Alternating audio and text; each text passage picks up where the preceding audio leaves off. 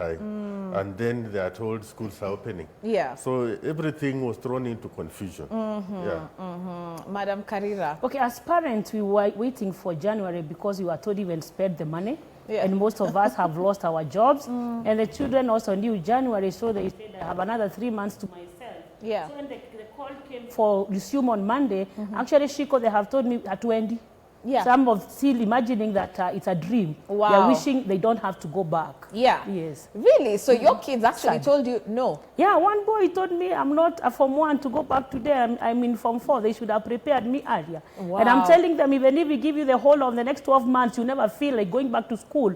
So we must demand and we call them back to school. Yeah. Actually, Shiko, I'm calling Wasewa Nyubakumi, go knock on all doors. Any child that should be in school must go back to school somehow. By the way, a very good question that I even have for you back at home, dear viewers, is where are children in this entire conversation? Have we also spoken to them? And what are some of the things that your own kids are telling you as far as going back to school is concerned? Are they like Madam Karira's kids who say, by the way, I'm really not going back. You didn't prepare me enough. So give me until January, I will go back to school. But let's highlight some of the challenges public schools are facing, Bwana Joel. And what do you feel are the biggest issues when it comes to the public sector, for lack of a better word, or public schools, public institutions? The major problem is now the facilities. We have a shortage of facilities, classrooms, dormitories, especially those that have boarding. Yeah. And therefore, that idea of keeping social distance will not apply. And then, of course, the schools don't have money even to feed these children. As the country is talking, you hear the cabinet secretary talking about no child being sent away, and yet the child cannot be kept in school hungry. Yeah. So there are those challenges that cannot be avoided. You cannot have hungry children in school. Yeah. Some schools are not even there. Some were submerged, Right. some were swept away by the floods. And therefore, you are telling people who don't have where to go to school. Right. And as we are talking now, there are so many schools that will not have students. Some will not have even teachers. Right. People relocated. Some of these people, you heard them being evicted from some areas like Kariobangi, Ruai, and others. Yeah. Where will they go to? Some of them have moved elsewhere. They cannot go to the nearest schools because those schools, most of those schools are congested. Right. So there is that problem of congestion, as we have said, in schools. We have a shortage of teachers. Some areas don't have teachers at all. Right. Then some of these children, as we say, every child should go to school, Yeah. don't have where to go. Because as we have said, even some parents, some families relocated temporarily so as to go back maybe to where they were, or they are looking for where to settle. Yeah. So it's a really problem having children back to school without enough resources in those schools. Right. And even the parents don't have resources. All right. And, you know, just picking up on that point, and even funny enough that he's just talked about CS Magoha, because I'm reading something in your weekly review of my government. And when you hear that Magoha is saying that no children should actually be going home due to lack of school fees, are you confident as a teacher, as a parent, that the children, especially obviously those in public sector in high school, will be catered to? Because we've not refused that the ministry hasn't disbursed the money, but by the time it actually reaches out and it's rolled out effectively, how much time are we even talking about? What are your thoughts on that? My thoughts on that are like, we had 7 months. Yeah. This was an emergency actually education has always been an emergency. It's just that the inequalities are so glaring right now. So it's not a matter of disbursement, it's a matter of planning. And as our Kenyan government seems to be very poor at planning. The truth of the matter is, before COVID, there were children who didn't have classrooms. Yeah. After COVID, there are more children who don't have classrooms. And they don't seem to have a clear plan for what to do with them. And people are saying it's a pretty easy solution. Yeah. For example, have containers, drop off containers in schools and you'll have classes in a week. But we appear to fail at implementation. Yeah. 7 months we'll be dealing with this problem. This is how we deal with it, by opening a school haphazardly. Yeah. We've talked about public schools. That's fine. A lot Yeah. of private schools closed down. Where will those children go? Right. Okay. Interesting as well to see that Magoha said that I have, and I quote, I have held talks with the National Parents Association leadership, and they have confirmed that majority of parents welcome the decision. The pushback we are witnessing is not strange because you cannot satisfy everybody. And he is very confident that parents are the ones who are actually approving this decision to send children back to school. This Parents Association. Yes, the Parents Association. I don't know what the Parents Association is. Apparently, I'm not qualified yet with 5 children. Despite having 5 kids. And in education to be part of the Parents Association. Right. I don't know anyone who's in the Parents Association, so Yeah. I can safely say they're not speaking for me as a parent because they haven't asked my opinion. Yeah. So I would ask Magoha to take their feedback with a touch of salt. Yeah. Yes. Okay. Well, Madam Catherine, you know, we love you because you are always championing for the underdog. Yeah. And you are always speaking about teenage moms who have, in your opinion, been forgotten in this entire conversation of, okay, so what happens to these moms now? Tell us about what you're witnessing on the ground, how their admission is going back to school. Are they being accepted by these institutions? Let me say, Shiko, before even Corona came, we still had pregnant girls.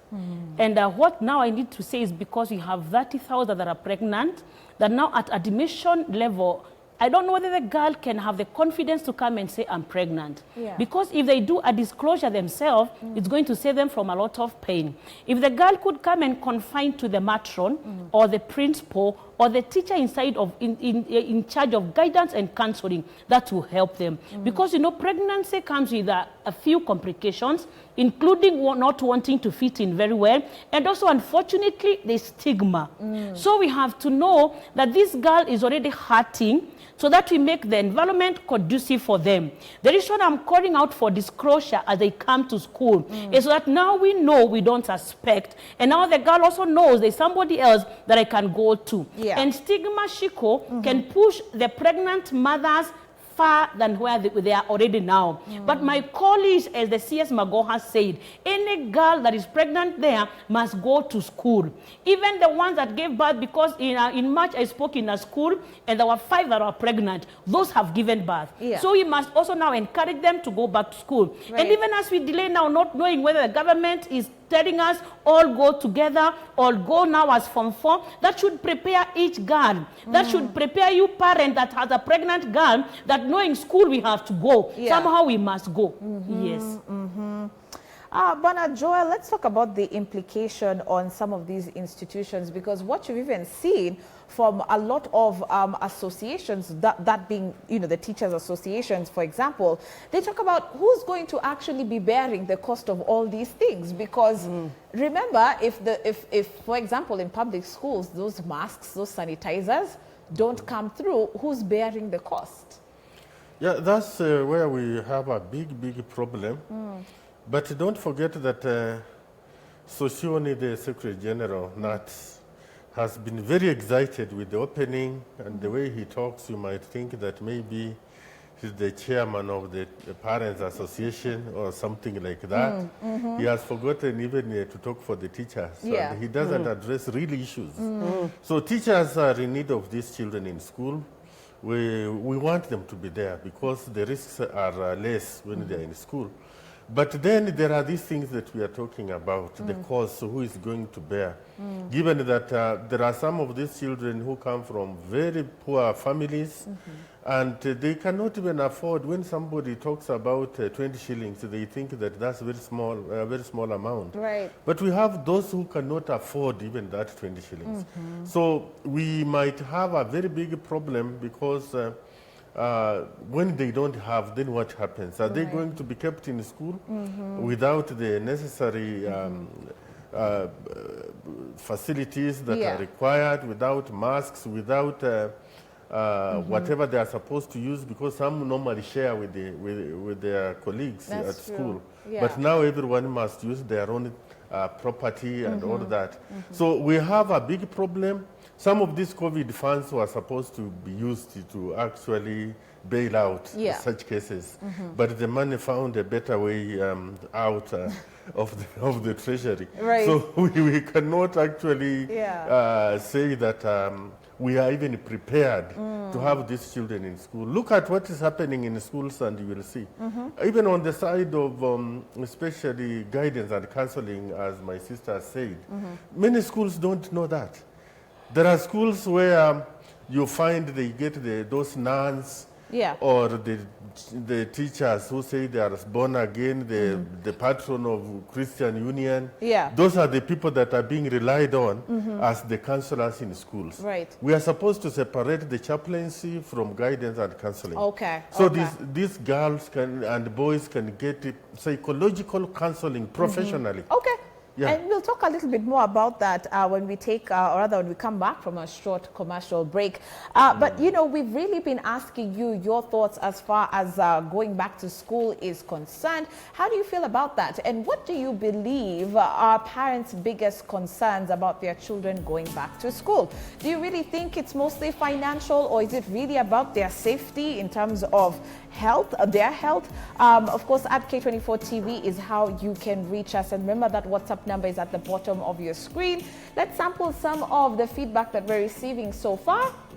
Someone says, hi Shiko, I'm Maggie from Engineer. Mostly parents are more concerned about their kids' safety as COVID cases are still increasing, and no matter how keen the teachers are in controlling the children, they will still come in contact, maybe when playing during a day break or the break time. So it's so hard for parents to stay comfortable at home knowing that their kids are out there exposed to the disease. Thank you so much. Let's see what else we have. Personally, it isn't a smart move considering the fact that as a nation, we are still testing at most 5,000 samples, receiving maybe 300 cases, and we're about 46 million people in Kenya. How they are using minimum cases to send the children to school, testing 5,000 samples out of 46 million people? Question. I don't understand. Secondly, very few were prepared for such an immediate reopening because at least they had a few months to prepare for opening. Anyway, have a nice day. Thank you. We've got one here that says their children's safety is their biggest concern. Children should not have to go to school because the government is not prepared. Wow. All right, another one? Okay. So we are sampling your feedback and we can still see them streaming in. Thanks a lot. We're asking your thoughts as far as going back to school and our preparedness as a country. Do you think it was a very good idea, obviously, to be sending your children back to school? Of course, there are those that do agree with CS Magoha that, yes, I mean, we just have to bite the bullet and continue with life. What else? Talk to us. We'll be back with more.